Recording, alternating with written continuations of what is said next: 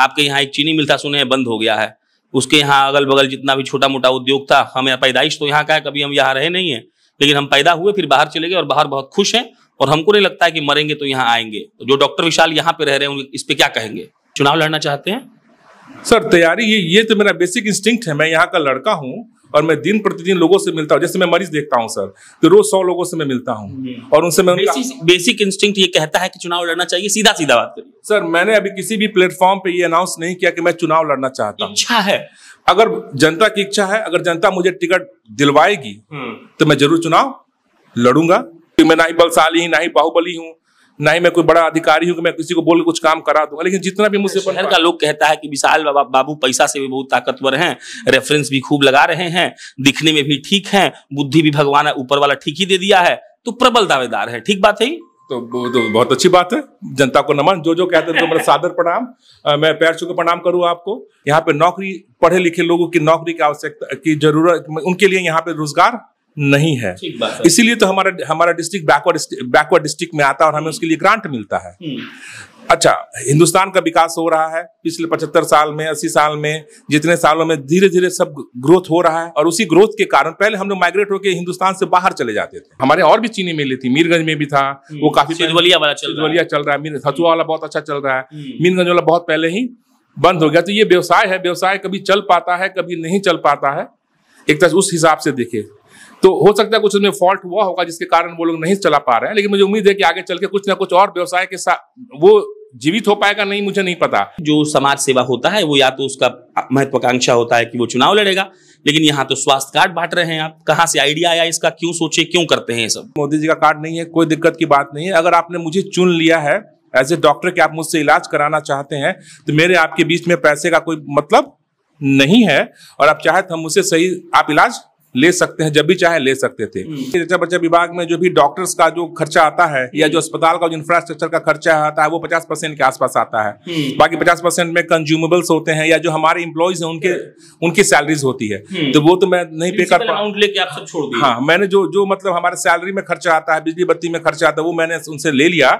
और जो डॉक्टर का जो खर्चा है, वो डॉक्टर हमारे परिवार के ही लोग हैं, तो मैंने सोचा कि मैं उनसे रिक्वेस्ट करूंगा तो वो जरूर सामाजिक कार्य में मेरी मदद। और परसेप्शन ये बनाया गया है कि जो चिकित्सक है वो पैसा के बिना कुछ नहीं करेगा, पैसा लेगा तब बात करेगा। हमने कई खबरें देखी हैं कि लोग मर जाता है, हॉस्पिटल वाला लाश उस नहीं छोड़ता है। विशाल जी के अंदर परिवर्तन कहाँ आ गया? ये सब करने लगे, पैसा उसे छोड़ने लगे। धनी पे लोगों से पैसा ले लिया आपने और गरीबों में उसको बांट दिया, कुछ अपने काम का पैसा अपने पास रख लिया। तो अगर आप इसको करेंगे आप ईमानदारी से, तो आपके पास काफी पैसा आ जाएगा कि आप और आपके बच्चे, आपको यही चाहिए ना पैसा कि मैं ठीक रहूं और बच्चे के लिए कुछ छोड़ के जाऊं। इतना पैसा जरूर आप अच्छा काम करेंगे तो आ जाएगा। बाकी सारा समाज भी तो आपके बच्चे, आपके भाई हैं। 10 साल के बाद हमारे बिहार की जनता को बाहर नहीं जाना पड़ेगा। हाँ, कुछ लोग को जाना होगा जो बहुत हाई एंड लोग हैं, साइंटिस्ट हैं, ऐसे लोग हैं जिनको इसरो में जाके, हो सकता है इसरो का डिमांड ऑफ द प्रोफेशन जाना, वो हमारे यहाँ भी आ जाए, हो सकता है हमारे यहाँ भी खुल जाए। डॉक्टर विशाल हमको ये बताएं कि गोपालगंज में 5 ऐसा क्या चीज है जो और हो सकता है अभी? अच्छा, वो देखिए मरीन ड्राइव क्या सुंदर बना है, कितना अच्छा, कनेक्टिविटी कितनी अच्छी होगी। आप पटना में किसी भी जगह पे कोई जाम नहीं होगा। मरीन ड्राइव जाइए, उतर के अपने सारे जगह पे आप पहुंच जाइए। इधर से दीघा का फ्लाईओवर वो बन गया, एम्स वाला बन गया। तो हम पटना जाओगे तो आप तो पटना ही रहते हैं। अद्भुत विकास हुआ है। अच्छा, ऐसा ही नहीं है कि सर विकास केवल रोडों पे यहाँ हुआ, लोगों के पॉकेट में भी विकास हुआ है। एक भाई साहब इस बात का दावा करते हैं कि हमारे पास अगर कोई आदमी आता है, ये कहता है कि पैसा नहीं है, तो हम उसको एक स्वास्थ्य कार्ड देते हैं और कहते हैं कि अगली बार जब आप आइएगा तो ना दवाई का पैसा लगेगा, ना डॉक्टर साहब का फीस देना होगा, और इलाज भी आपको वर्ल्ड क्लास वाला करके हम देंगे। और उसके बाद भाई साहब ने यह कहा कि पिछले 10 सालों से लगभग हर महीने हम मेडिकल कैंप लगाते हैं। और उसके बाद जब हमने इनसे धीरे से पूछा कि चुनाव पर बात करेंगे, तो साहब ने कहा हाँ बिल्कुल करेंगे। हमारे साथ गोपालगंज के डॉक्टर विशाल बैठे हैं। विशाल जी का एक परिचय तो ये है कि ये एक विश्व स्तरीय चिकित्सक है, लेकिन एक परिचय ये भी है कि भाई साहब समाज सेवा में खूब मेहनत कर रहे हैं। और अब जब बिहार में चुनाव है तो हमको लगता है कि ऐसे लोगों को खोज कर निकालना चाहिए और उनसे ये बात करना चाहिए कि भैया ये बताइए कि आप क्या सोच रहे हैं, जिस डेवलपमेंट का बात हम लोग कर रहे हैं वो आपके हिसाब से इस जिला में संभव है कि नहीं, और अगर आपके पास भी कोई विजन है, कोई बात है कहने को, तो कहिए। पहले तो आपका बहुत स्वागत है डॉक्टर विशाल। नमस्कार, आपका भी बहुत बहुत स्वागत है हमारे यहाँ। और आपका चैनल हम लोग जरूर देखते हैं, बहुत ही देखते हैं, काफी लोग फॉलोअर हैं। तो मैं भी आपका फॉलोअर हूँ। इनफैक्ट काफी अच्छी बातें करते हैं और समाज से जुड़ी हुई मुद्दों को आप रखते हैं। शुरू करते हैं फिर मुद्दा पहला। हम लोग यही देखते हैं कि जो समाज सेवा होता है वो या तो उसका महत्वाकांक्षा होता है कि वो चुनाव लड़ेगा, लेकिन यहाँ तो स्वास्थ्य कार्ड बांट रहे हैं आप। कहाँ से आइडिया आया इसका, क्यों सोचे, क्यों करते हैं ये सब? देखिए, जहां तक स्वास्थ्य कार्ड बांटने का सवाल है, बहुत लोग मेरे पास आते थे जब आयुष्मान कार्ड मोदी जी का लोगों को मिल गया, तो बहुत लोग आते थे और वो लोग उनके पास पैसे नहीं होते थे। तो मैं उनसे पूछता था कि आपके पास मोदी जी का कार्ड है? तो बोलते थे कि वो कार्ड नहीं है। फिर मैं कहता था कोई बात नहीं, मोदी जी का कार्ड नहीं है, कोई दिक्कत की बात नहीं है। अगर आपने मुझे चुन लिया है एज ए डॉक्टर कि आप मुझसे इलाज कराना चाहते हैं, तो मेरे आपके बीच में पैसे का कोई मतलब नहीं है, और आप चाहे तो हम मुझसे सही आप इलाज ले सकते हैं, जब भी चाहे ले सकते थे। फिर भी उनको परेशानी होती थी कि आप जानते हैं डॉक्टर हैं, डॉक्टर के आगे उनके कंपाउंडर्स होते हैं, रिसेप्शनिस्ट होते हैं, वो लोग उनको रोक देते थे, उनके पास फिल्टर नहीं होता कि भाई किसको कर। फिर मैंने सोचा क्यों ना मैं एक छोटा सा कार्ड बना दूं और कार्ड बना के उनको दे दूं कि वो मेरे अस्पताल में जहां भी जाएं, जहां पे आंख का इलाज या और से बाकी छोटे मोटे इलाज होते हैं, उनको वो कार्ड दे के उनको सहूलियत हो जाए और उनको कार्ड दे के उनको इज्जत के साथ हमारे पास आने दिया जाए। बस इतना ही है। ये कार्ड तक कितना कार्ड बांटे होंगे? देखिए, ये कार्यक्रम मैंने पिछले 6 महीने से शुरू किया है। तो 6 महीने में इनफैक्ट एक बात मैं जरूर कहूंगा, मोदी जी का इसमें बहुत अच्छी बात है कि उन्होंने बहुत लोगों को आयुष्मान कार्ड दे दिया है। इनफैक्ट इस कार्ड की जरूरत मैंने सोचा था कि मैं बहुत बांट पाऊंगा, तो बहुत नहीं बांट पाया हूँ। तो मैं पास पहले से उपलब्ध है। हाँ, सबके पास आयुष्मान कार्ड है, जो कि 5 लाख रुपए का कार्ड है। मेरा तो बस आंख का इलाज फ्री, आंख की दवाइयां फ्री, बाकी जांच वांच में 50% का डिस्काउंट है। तो इससे बहुत बड़ा कार्ड मोदी। गोपालगंज का सबसे बड़ा अस्पताल, आपको बैक कॉन्टेक्स्ट के लिए हम समझा देते हैं। सुमन हॉस्पिटल में हम लोग बैठे हैं और ये अस्पताल के कर्ता धर्ता मालिक हक इन्हीं के पास है। इसीलिए भाई साहब ने इस कार्ड पर जच्चा बच्चा विभाग में 50% की छूट दी है। ये क्यों दे दिया? क्योंकि हमने ये सोचा कि जच्चा बच्चा विभाग में जो भी डॉक्टर्स का जो खर्चा आता है या जो अस्पताल का जो इंफ्रास्ट्रक्चर का खर्चा आता है, वो 50% के आसपास आता है। बाकी 50% में कंज्यूमेबल्स होते हैं या जो हमारे एम्प्लॉइज हैं उनकी सैलरीज होती है। तो वो तो मैं नहीं पे कर पाऊँ, लेके आप सब छोड़ दिए। हाँ, मैंने जो मतलब हमारे सैलरी में खर्चा आता है, बिजली बत्ती में खर्चा आता है, वो मैंने उनसे ले लिया। और जो डॉक्टर का जो खर्चा है, वो डॉक्टर हमारे परिवार के ही लोग हैं, तो मैंने सोचा कि मैं उनसे रिक्वेस्ट करूंगा तो वो जरूर सामाजिक कार्य में मेरी मदद करेंगे। वाले गुस्सा नहीं हुए? नहीं, कैसे होंगे। मेरे माता पिता का नाम आप लोगों को सुना होगा, डॉक्टर सुमन है और काफी यहाँ पे फेमस है। और इनफैक्ट ये जो कुछ हम लोगों ने बनाया है, यहाँ की जनता ने ही हमें दिया है, तो हमारा भी फर्ज बनता है कि सब कुछ हम ना रखें अपने पास और कुछ हम लोगों को लौटा दे। तो गुस्सा होने का तो सवाल ही नहीं है। ये सारा कुछ तो उन्हीं का है, ये अस्पताल तो किनका है? यहाँ के लोगों ने पैसा दिया, उसी से अस्पताल बना, भले मेरे नाम पर है, काम तो यहाँ के लोगों के लिए ही आता है। ठीक, एक आखिरी सवाल फिर हम लोग आएंगे पॉलिटिक्स पर। एक परसेप्शन होता है विशाल जी, हम जितने भी डॉक्टर्स का आज तक इंटरव्यू लिए हैं सबसे यही पूछते हैं, और परसेप्शन ये बनाया गया है कि जो चिकित्सक है वो पैसा के बिना कुछ नहीं करेगा, पैसा लेगा तब बात करेगा। हमने कई खबरें देखी हैं कि लोग मर जाता है, हॉस्पिटल वाला लाश उस नहीं छोड़ता है। विशाल जी के अंदर परिवर्तन कहाँ आ गया, ये सब करने लगे, पैसा उसे छोड़ने लगे? नहीं, देखिए जब भी आप डॉक्टर की पढ़ाई पढ़ते हैं या जो हिंदुस्तान का जो मेडिकल एक्ट है, अगर उसके अंदर आप जाएंगे तो कैटेगरिकली कहता है कि किसी भी डॉक्टर के पास कोई भी मरीज जो इमरजेंसी में जाए, उसको फर्स्ट एड ट्रीटमेंट जो नहीं फर्स्ट एड ट्रीटमेंट उसको फ्री देना। जो पहला ट्रीटमेंट जैसे हमारे पास आए, यहाँ पे कटा हुआ, अगर बस पैसा नहीं है तो पैसा के बिना मैं बिना इस चीज की आपको नहीं जाने दे सकता हूँ। ये जुर्म है। तो अब मैं इसलिए ये नहीं कहता मैं बहुत दरिया दिल हूँ, मैं बहुत ये हूँ वो हूँ। मैं लॉ एबिड पर्सन हूं। जो हमारा समाज जो कानून कहता है, मैं कानून को मानने की मैक्सिमम कोशिश करता हूं जहां तक मैं मान पाऊं। तो वो भी मुझे ये कहता है ह्यूमैनिटी के अलावा कि भैया जो आपके पास आ रहा है, अगर आपको दिक्कत है और आप सक्षम हैं, जैसे मैं नया प्रैक्टिसर हूं, मेरे पास 1-2 पेशेंट भी नहीं है तो मैं नहीं कर पाऊंगा। एक पेशेंट से 400 रुपए लूंगा तो मैं 4-5 लोगों का फ्री कैसे कर पाऊंगा? जब आज मेरे पास 25-50 पेशेंट हैं और वो मुझे पैसा दे रहे हैं, तो इसको बोलते हैं क्रॉस सब्सिडाइजेशन। धनी पे लोगों से पैसा ले लिया आपने और गरीबों में उसको बांट दिया, कुछ अपने काम का पैसा अपने पास रख लिया। तो अगर आप इसको करेंगे आप ईमानदारी से, तो आपके पास काफी पैसा आ जाएगा कि आप और आपके बच्चे, आपको यही चाहिए ना पैसा कि मैं ठीक रहूं और बच्चे के लिए कुछ छोड़ के जाऊं। इतना पैसा जरूर आप अच्छा काम करेंगे तो आ जाएगा। बाकी सारा समाज भी तो आपके बच्चे आपके भाई ही हैं, उनके लिए भी कुछ आपकी बनती है जिम्मेदारी, उनके लिए भी कुछ आप अपने तरफ से दे। ये नहीं कि सरकार का सामान लाए उनको दिला, नहीं, वो समाज सेवा एग्जैक्टली नहीं है जो लोग करते हैं। भाई समाज को किसने राशन कार्ड बनवा दिया है, वो बनवा दिया। आप अपने पास से कितना कुछ कर पाते हैं, यही असली समाज सेवा है। ठीक बात। अब आते हैं नेता विशाल पर। नेता डॉक्टर विशाल, क्या पॉलिटिक्स में क्या विचार है? पहले तो गोपालगंज पे ही बात करते हैं। आपके यहाँ एक चीनी मिल था, सुने हैं बंद हो गया है।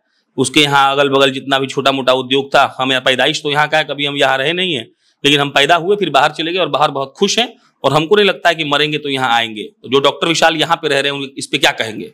नहीं, देखिए, मैं तो आपको जरूर आपके साथ मैं सहमत नहीं हूँ। मैं चाहूंगा कि आप मेरे भाई समान है, छोटे भाई समान है, उम्र में कम है, आप जिंदा रहते हुए भी आए, और मरने की तो बात ही छोड़ दीजिए। हम कहाँ मरेंगे, किसके पास मरेंगे, ये तो डेस्टिनी। हम तंज किए कि यहाँ क्या करेंगे आके, हम मेरे लिए कोई काम है ही नहीं यहाँ पे। नहीं, देखिए, काम नहीं है। देखिए, दो तरह का काम होता है। एक होता है सेल्फ जनरेटेड वर्क, और एक होता है कॉर्पोरेट या कहीं के हम नौकरी कर रहे हैं। आपका कहना एकदम सत्य है। यहाँ पे नौकरी, पढ़े लिखे लोगों की नौकरी की आवश्यकता की जरूरत, उनके लिए यहाँ पे रोजगार नहीं है। इसीलिए तो हमारा डिस्ट्रिक्ट बैकवर्ड डिस्ट्रिक्ट में आता है, और हमें उसके लिए ग्रांट मिलता है। अच्छा, हिंदुस्तान का विकास हो रहा है पिछले 75 साल में, 80 साल में, जितने सालों में धीरे धीरे सब ग्रोथ हो रहा है, और उसी ग्रोथ के कारण पहले हम लोग माइग्रेट होकर हिंदुस्तान से बाहर चले जाते थे। अब माइग्रेशन कितना कम हो गया, सब लोग को नौकरी। हमारे लोग क्या होते हैं, माइग्रेट होकर बैंगलोर जाते हैं, माइग्रेट होकर पुणे जाते हैं, गुड़गांव जाते हैं, नोएडा जाते हैं, या गुजरात जाते हैं। स्किल्ड लेबर हैं जो वहां जाते हैं, जो टेक्नोक्रेट्स है वहां जाते हैं। बाहर का माइग्रेशन रुका, हमारा पैसा हमारे पास आ रहा है, हम लोग, हमें, हमारे बच्चे हमारे से आके मिल पा रहे हैं, हमारे लोग जाके वहां माँ बाप इलाज करा पा रहे हैं अपना, वो ठीक हो गया मामला। अब बच्चा, कुछ हमारे बीमारू राज्य हैं जो थोड़े से बीमार के, थोड़े मतलब बैकवर्ड स्टेट्स हैं, उसमें हमारा भी दुर्भाग्य से हमारा भी राज्य आता है, तो कहीं पे भी विकास होने में समय लगता है। कुछ पहले कुछ ज्यादा प्रॉब्लम थी, कुछ जातीय समस्या थी, कुछ लोगों की मारपाट, मतलब कुछ रंगदारी वगैरह बात जो पहले थी, उन बातों पे मैं नहीं जाऊंगा। लेकिन आप देखेंगे कि पिछले 20 साल में काफी अधिक सुधार हुआ है। पहले इंफ्रास्ट्रक्चर डेवलप करना होता, रोडें बन गई, लाइट आ गई, तभी तो कोई कल कारखाने या इंडस्ट्री हमारे यहाँ खुलेगा। हमारे पास बिजली, अब हमारा सरप्लस बिजली है, बिजली हमेशा रहती है। मैं तो कहूंगा कि 20 घंटे तो बिजली रहती ही रहती है यहाँ पे। ठीक बात। तो अब धीरे धीरे वो भी, उस पर भी काम हो रहा है, और इनफैक्ट मुझे लगता है कि अब इथेनॉल के इतने सारे प्लांट्स लग रहे हैं। तो इसलिए ये देखिए, ऐसा नहीं है कि मैंने किसी हमारे माननीय का मैंने एक वर्षन सुना था कि चुनाव जैसे ही खत्म हो जाएगा बिहार की जनता बिहार में रुक जाएगी। ये संभव नहीं है। होना चाहिए। आपको लगता है कभी 10 साल बाद, 15 साल बाद होगा? आप निश्चिंत रहें, 10 साल के बाद हमारे बिहार की जनता को बाहर नहीं जाना पड़ेगा। हाँ, कुछ लोग को जाना होगा, जो बहुत हाई एंड लोग हैं, साइंटिस्ट हैं, ऐसे लोग हैं जिनको इसरो में जाके, हो सकता है इसरो का डिमांड ऑफ द प्रोफेशन जाना, वो हमारे यहाँ भी आ जाए, हो सकता है हमारे यहाँ भी खुल जाए। जहां तक आपने चीनी मिल का सवाल का, ये बहुत ही दुखद है कि उस चीनी मिल को हमारे जो लोग थे, वहां के बाहर के लोग थे, कलकत्ता के लोग थे, मुझे पता है, ठीक से नहीं चला पाए। बॉयलर फट गया, उसके बाद उसमें जल गए लोग, और थोड़ा उनको बैकअप सरकार की तरफ से नहीं मिल पाई। हो सकता है सरकार नहीं दे पाई, या वो ही इतने बड़े डिफॉल्टर होंगे तो बैंक उनको सपोर्ट नहीं कर पाई। ये तो एक इंडिविजुअल आइसोलेटेड मामला है, एक व्यवसाय का मामला है। हाँ, उस व्यवसाय से बहुत लोगों की गन्ना की खेती जुड़ी हुई है, बहुत लोगों के रोजगार जुड़ा हुआ है, उनको 100% उनको नुकसान हुआ है। और मैं सरकार से भी चाहूंगा, और उस पर कार्य चल रहा है, ट्रिब्यूनल में केस है, लेकिन वो इतना ना बड़ा मामला है, और जल्दी इसमें कोई बैंक, डूबे हुए चीजों में बैंक फंसना नहीं चाहता, तो उसको गवर्नमेंट को ही कोई बेल आउट करना होगा। और मुझे उम्मीद है कि जो हमारे और भी चीनी मिलें थी, मीरगंज में भी था, वो काफी सिद्धवलिया चल रहा है, हथुआ वाला बहुत अच्छा चल रहा है, मीरगंज वाला बहुत पहले ही बंद हो गया। तो ये व्यवसाय है, व्यवसाय कभी चल पाता है, कभी नहीं चल पाता है, एक तरह उस हिसाब से देखे तो हो सकता है कुछ उसमें फॉल्ट हुआ होगा जिसके कारण वो लोग नहीं चला पा रहे हैं। लेकिन मुझे उम्मीद है कि आगे चल के कुछ ना कुछ और व्यवसाय के साथ वो जीवित हो पाएगा, नहीं मुझे नहीं पता, क्योंकि उसके अंदर मुझे नॉलेज उस चीज की उतनी नहीं है। लेकिन मुझे उम्मीद है कि और जरूर कुछ ना कुछ व्यवसाय हमारे यहाँ डेवलप हो जाएगा, जैसे और सारे प्लांट सब लग रहे हैं, जिससे हमारे यहाँ फिशरी का बहुत अच्छा काम हो रहा है, मुर्गी पालन में बहुत अच्छा काम हो रहा है, अंडे के बिजनेस में बहुत अच्छा काम हो रहा है, इसमें हम सरप्लस जा रहे हैं। इससे भी तो रोजगार का सृजन हो रहा है। केवल आप एक चीज पे को नहीं देख सकते हैं कि चीनी मिल बंद, ये तो एक तरह से पॉलिटिकल गेमिंग है, पॉलिटिकल प्रोपेगेंडा है, एक दूसरे को नीचे ऊपर दिखाने की बात है। और आप भाई साहब, आप तो बाहर भी घूमते हैं, आप तो हर एक साल में गोपालगंज को देख रहे हैं कि आपके हिसाब से कुछ तरक्की नहीं हुई है। स्कूल में भी सारे जितने भी सेंट्रल स्कूल्स हैं सारे यहाँ पे खुल चुके हैं, सैनिक विद्यालय, केंद्रीय विद्यालय, प्राइवेट में भी 2-4-5 लोगों ने अच्छा काम किया है, इंफ्रास्ट्रक्चर रोड्स वगैरह भी सब ठीक ठाक हो गई, तो विकास हो रहा है। डॉक्टर विशाल हमको ये बताएं कि गोपालगंज में 5 ऐसा क्या चीज है जो और हो सकता है अभी? बहुत सारी चीजें हो सकती हैं, जैसे गिनवा दीजिए 5 उंगली पे। मैं बताता हूँ, जैसे कि बहुत जरूरी है, एक हमारे पास कॉलेज, लोग विश्वविद्यालय की मांग करते हैं, मैं इनफैक्ट अच्छे कॉलेजेस की मांग करता हूँ। ठीक बात, अच्छे कॉलेजेस हो सकते हैं यहाँ पे। और पहला, दूसरा मेडिकल कॉलेज की आवश्यकता है, तो वो हमारा अलॉट हो गया, मैं चाहूंगा कि वो थोड़ा जल्दी हो जाए मेडिकल कॉलेजेस। यहाँ पे थोड़ा सा पर्यावरण पे काम करने की आवश्यकता है। आप देखेंगे शहरों में पेड़ों की बहुत कमी है, और पर्यावरण और वाटर हार्वेस्टिंग दिन प्रतिदिन मैं देख रहा हूँ कि जमीन का ग्राउंड लेवल नीचे जा रहा है, और जो नीचे से जो हम पानी निकाल रहे हैं उसमें अवसादक बहुत ज्यादा हैं, जिससे तरह तरह की बीमारियां, किडनी में क्या कहते हैं वो स्टोन्स की प्रॉब्लम्स बढ़ रहे हैं, और भी तरह तरह की जो प्रॉब्लम है वो बढ़ रहा है। उसको ठीक करने का जल जीवन हरियाली पे काम करने की बहुत आवश्यकता है कि अच्छा पाथवे बने, हमारे पास अच्छे पार्क हो जिसमें बच्चे जाके खेले, ये चीज बहुत जरूरी है। चौथा हमें अच्छा इंफ्रास्ट्रक्चर चाहिए खेलने के लिए, खेलो इंडिया, उसके लिए मैं यहाँ पे बिहार का वेटलिफ्टिंग एसोसिएशन का मैं अध्यक्ष हूँ। अच्छा। तो मैं हर एक साल उस पर भी हम लोग काम करते हैं, लेकिन खेल के ऊपर भी ध्यान देना बहुत जरूरी है स्वास्थ्य के लिए, और उससे नाम भी हम कमाते हैं, पैसा भी अर्जित करते हैं, और स्वास्थ्य भी आपका अच्छा होता है। एक आखिरी पांचवा, हाँ, थोड़ा सा हम यहाँ पे लैकिंग है मेडिकल साइंसेस में, तो मेडिकल कॉलेज से तो वो ठीक होगा, लेकिन उसके अलावा मैं चाहूंगा जो अस्पताल है उसको थोड़ा स्ट्रेंथन किया जाए, और थोड़ा सा डॉक्टर की एबिलिटी को और थोड़ी सी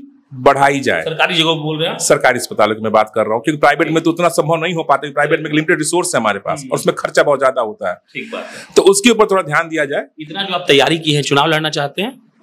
सर तैयारी ये तो मेरा बेसिक इंस्टिंक्ट है, मैं यहाँ का लड़का हूँ, और मैं दिन प्रतिदिन लोगों से मिलता हूँ। जैसे मैं मरीज देखता हूँ सर, तो रोज 100 लोगों से मैं मिलता हूँ, और उनसे मैं बेसिक इंस्टिंक्ट ये कहता है कि चुनाव लड़ना चाहिए। सीधा सीधा बात करिए सर। मैंने अभी किसी भी प्लेटफॉर्म पे ये अनाउंस नहीं किया कि मैं चुनाव लड़ना चाहता हूँ। इच्छा है, अगर जनता की इच्छा है, अगर जनता मुझे टिकट दिलवाएगी तो मैं जरूर चुनाव लड़ूंगा, और उसके इसलिए लड़ूंगा कि मैं लोगों की लाइफ को और सुगम बना सकूं, सरल बना सकूं, और उनको मैं आराम दे सकूं। आराम देने के लिए विकास तो हो रहा है। कह रहे थे कि आप 20 साल से गोपालगंज सदर की भाजपा विधायक ही हैं, तो वो नहीं दे पाए? नहीं, देखिए सब जीवन, देखिए आप विधायक हैं, वो डिपेंड करता है कि आपके सोच क्या है। बढ़िया। हम लोग हमेशा बात करते हैं विकास विकास विकास, मैं बात करता हूं आराम आराम आराम। मैं चाहता हूं कि लोग की लाइफ कंफर्टेबल हो, बच्चे आपके अच्छे से स्कूल चले जाए, अच्छे से स्कूल से वापस आ जाए, आप कहीं कुछ सामान आपको लेना हो जाए, आपको सही चीज जाली सामान ना मिले, आपका रास्ता अच्छा हो, ट्रेन की टिकट अच्छा हो, ट्रेन की सुविधाएं अच्छी हो। अच्छा हो गया ट्रेन का सुविधा? ट्रेन की सुविधा पहले से जरूर बेटर हुई है। हम लोग गोरखपुर से क्या हम लोग लखनऊ भी पहुंच पा रहे हैं, पटना भी पहुंच पा रहे हैं। थोड़ा सा और बेटरमेंट की आजादी के 78वें साल में बैठकर एक बहुत अच्छे मेडिकल कॉलेज से पढ़ने वाले डॉक्टर विशाल ये कह रहे हैं कि एक जगह से लखनऊ और दिल्ली का ट्रेन मिल जा रहा है तो हम लोग खुश हो जाएं। ठीक बात कर रहे हैं आप? नहीं, इनफैक्ट देखिए, इनफैक्ट आप कहीं पे भी चले जाएं, बड़े बड़े जगहों पे भी आप यूएस चले जाए, कहीं पे भी चले जाए, सारी सुविधाएं एक जगह उपलब्ध नहीं हो सकती हैं, क्योंकि ट्रेन को कहीं से चलाने के लिए उसके लिए उतने लोग चाहिए होते हैं। आप देखो क्या हुआ कुशीनगर के एयरपोर्ट का हाल, बहुत सुंदर एयरपोर्ट बना, इंटरनेशनल एयरपोर्ट बना, फ्लाइटें बंद है, तो क्या इसमें बिहार की सरकार तो जिम्मेदार नहीं है ना? तो कहीं पे भी आप किसी चीज को बनाते हैं तो उसके लिए फिजिबिलिटी रिपोर्ट्स होनी बहुत जरूरी होती है। आपको हम देते हैं, पूरे भारत में विदेश से सबसे ज्यादा पैसा किसी एटीएम से विड्रॉ होता है वो गोपालगंज और सिवान है, बिहार में नहीं पूरे भारत में। और सबसे ज्यादा कोई अगर ट्रेन पकड़ता है तो वो गोपालगंज और सिवान के लोग हैं। ये डेटा है, ये हम नहीं कर रहे हैं। बहुत सही कह रहे हैं आप। ट्रेन तो कम से कम चलना चाहिए ना? ट्रेन पे तो देखिए हमारे एमपी साहब इस पे बहुत काम कर रहे हैं। इनफैक्ट वो तो हवाई अड्डा लेके आने के तत्पर है, और उसके लिए उन्होंने सारे बाउंड्री का काम शुरू कराया है। लेकिन सब जगह पे थोड़ी से आप जान ही रहे, विकास के काम में थोड़ा सा तो देर होता है। विकास हो रहा है, देखिए हमारे पटना का एयरपोर्ट कितना अच्छा बन गया।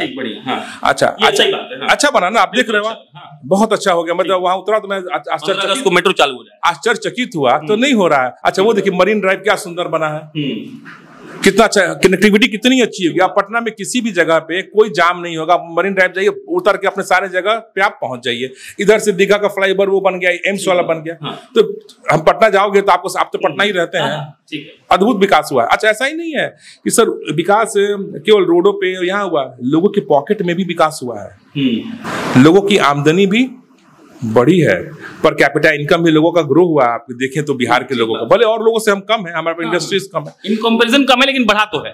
तो लोगों के अंदर तो आराम पहले से आया, गाड़ियां लोग खरीद रहे हैं, सबके पास 2 व्हीलर्स हो गया है। अब बहुत तो डिपेंडेंट नहीं है सरकारी बसों पे या प्राइवेट बसों पे। तो विकास है, इसमें कोई दो राय नहीं है। कुछ कमी है तो हमारी जो सरकार है वो अनवरत इस काम पर लगी हुई है। मैं तो ये सोचता हूँ कि नीतीश जी उठते हैं अगर, तो वो विकास के अलावा कुछ सोचते ही नहीं है। उनसे तो बड़ा विकास पुरुष तो कहता है, नाम भूल जा रहे हैं। नहीं क्या, विपक्ष के जो भी लोग हैं, जब उनके पिता, उनके माता, उनके दादा जब थोड़े से उनका था उम्र की तरफ वो बढ़ेंगे थोड़ा सा, तो क्या उनका नाम वो उनको याद रहता है? इमोशनल पर्सपेक्टिव में हम कोई अपना राज्य किसी भूलते हुए आदमी के हाथ में नहीं दे सकते। भूलते हुए आदमी नहीं है वो, बुजुर्ग है तो उनको जूस पिलाएंगे रोज सुबह। नहीं, भूलने की बात नहीं। क्या रोज वो भूल जा रहे हैं क्या? आप मुझसे पूछिएगा, मैं भी कभी कभी किसी का नाम, मेरे माइंड उसको स्लिप ऑफ माइंड कहते हैं उसको। वो भूल जाना, स्लिप ऑफ माइंड कहते क्या? वो जो काम कर रहे हैं क्या उसमें गबन हो रही है क्या 24 घंटे? या बहुत ज्यादा नुकसान, मतलब लोगों का पैसा लेकर मार दिया गया, क्या कहते हैं, कुछ हुआ ही नहीं, उस काम को दिखा दिया गया, बस चली नहीं, उसका नंबर नोट करके दे दिया गया, ऐसा तो काम नहीं हो रहा है ना। या उन्होंने कुछ बताई, उन्होंने अपने लिए अभी अपने बेटों के लिए अकुत संपत्ति अगर उसने इकट्ठा कर दी हो, उसका भी विवरण आप दे सकते हैं। आप तो खोजी पत्रकार हैं, तो आप विवरण लाइए। चाहे जो भी हमारे जो वो लोग हैं, विपक्ष लोग, उनका विवरण लाइए कि नीतीश कुमार इतने पैसा इकट्ठा कर लिया, इतना उन्होंने करप्शन कर लिया, तो लाइए अब जरूर इसके ऊपर अगला खाटी पॉलिटिकल पे लौटते हैं। हालांकि इसका एक बस हम आपको जवाब दे देते हैं, 70,000 करोड़ रुपए कैग का हिसाब अभी नहीं मिल रहा है। खैर इसका आप जवाब मत दीजिए क्योंकि उस पर बहुत बात होना है। हम लोग जब घूमना शुरू किए तो लोग हमको बोला कि जो लोग रेस में होता है उसका नाम लोग बाजार में लेता है, तो हमको विशाल जी का नाम लोग लिया। विशाल जी प्रयास कर रहे हैं, पार्टी के पास अप्रोच भी किए हैं कम से कम? नहीं सर, देखिए हमारा प्रयास जनता कर रही है। हम पार्टी के कार्यकर्ता हैं, पार्टी में लगे हुए हैं। मैं कभी भी किसी भी आदमी पर कोई प्रेशर बनाने पे विश्वास नहीं करता। लड़ने की तैयारी है ना? पूरी तैयारी है लड़ने की। मैं हमेशा ही लड़ने के लिए तैयार हूँ। एक आपके मित्र हैं, शायद पता नहीं है कि नहीं, मित्र मोहन गुप्ता उनका नाम है। सामाजिक गोटी फिट करने के लिए आप लोग तो नहीं लगे हुए हैं? एक उधर से, आप इधर से। मोहन गुप्ता मित्र थोड़े हैं, मामा समान है वो मेरे। मैं यहाँ ममर है मेरा। सामाजिक गोटी फिट कर रहे हैं आप लोग, उधर से वो लगे हुए हैं, इधर से आप लगे हुए हैं। ममर है मेरा यहाँ पे। जवाब आप टाल रहे हैं। नहीं, ममर है, मामा समान है वो। सामाजिक गोटी मैं फिट नहीं कर रहा हूँ। मोहन जी एक जिस पार्टी से वो श्रीमान बिलोंग करते हैं, तो वहां के लोगों ने उनको चाहा, प्रेम किया, तो वो इसलिए विशाल चाहते हैं कि यहाँ के लोग आपसे प्रेम कर लें। नहीं, उनसे मेरा लेना ही देना नहीं है, कुछ मतलब ही नहीं है। मुझे यहाँ की सारी जनता प्रेम करती है, अपने रिलेटिव, अपने बच्चे के रूप में देखती है। इसलिए वो बोलती है कि नहीं, विशाल जी को लड़ना चाहिए, अच्छे हैं, पढ़े लिखे हैं, पता नहीं मैं कितना पढ़ा हूं, भगवान जाने, लोगों को पता है। तो वो चाहते हैं पढ़े लिखे और अच्छे हैं। आप हमारी बातों को सुनेंगे तो आप मेरे विचार को भी समझ पाएंगे कि जो दिल में होता है वही जबान पे बात आती है। तो मैं अगर उस लायक होऊंगा तो आप भी इसको जज करोगे। आप जो बड़े लोग हो, बड़े बड़े के पास जाते हो, आप भी बोलोगे भाई गोपालगंज में गया था लड़के के पास, उससे मैं मिला, नया लड़का है, जो कुछ भी है, उसका विचार, उसकी बातें ठीक है। अगर मेरा विचार, मेरी बातें ठीक है, मेरा कार्य ठीक है, मैं जो लोगों के बीच में कर रहा हूं, तो मैं उनकी प्रतिनिधि बनने में मुझे खुशी होगी।